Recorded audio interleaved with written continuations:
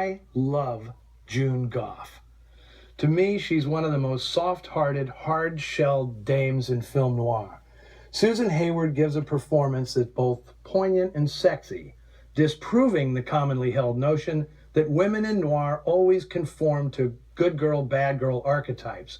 June is the opposite of a femme fatale, but she is as sexy as the best of them.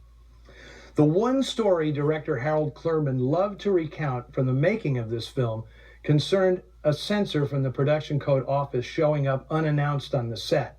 He told Clurman that Hayward's costume had to be modified to keep too much of her bosom from being exposed.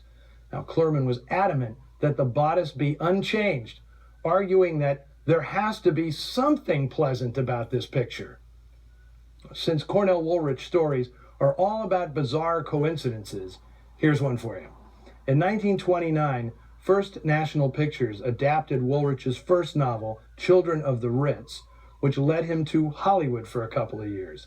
Now, his work didn't amount to much, but he did marry Gloria Blackton, daughter of silent film pioneer J. Stewart Blackton, the creator of Vitagraph Studios. Coincidentally, a major contributor to Deadline at Dawn and noir in general got his start in the business as Blackton's chauffeur. Now that would be cameraman Nick Musaraka, who probably had no idea when shooting this film that it was written by his former boss's son-in-law. Well, I should say ex-son-in-law. Woolrich's marriage, one of the most cursed ever, fell apart when Gloria Blackton discovered a diary detailing her husband's sexual exploits with sailors on the LA docks. Disgraced, Woolrich returned to New York, where he lived with his mother for the rest of his closeted but creatively prolific life. Naive straight shooters, those were the stock in trade of actor Bill Williams, a New York native who'd breaststroked his way into the movie business as a professional swimmer. Now, RKO had him under a stock contract when he landed the lead in this picture as the soft-skulled swabby. Should I call the police and have it done with? It's your problem, son, not mine. You're much smarter than me, that's why I asked. What should I do? Cut and run now. The previous year, he'd married fellow studio player Barbara Hale, who'd go on to eventual fame as Della Street on the Perry Mason TV series. And one of their three kids, William Catt, the spitting image of his old man, became a star in his own right in the 1970s, appearing in films like Carrie, Big Wednesday, and the TV show The Greatest American Hero.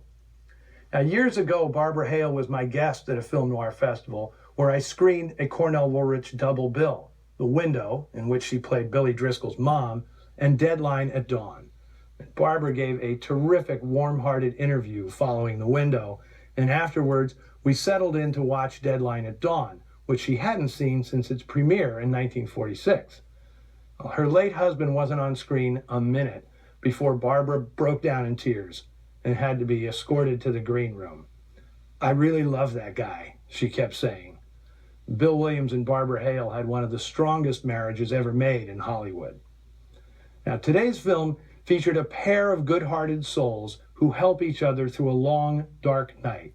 Next week, you will meet two of the most depraved and despicable characters in the history of the movies.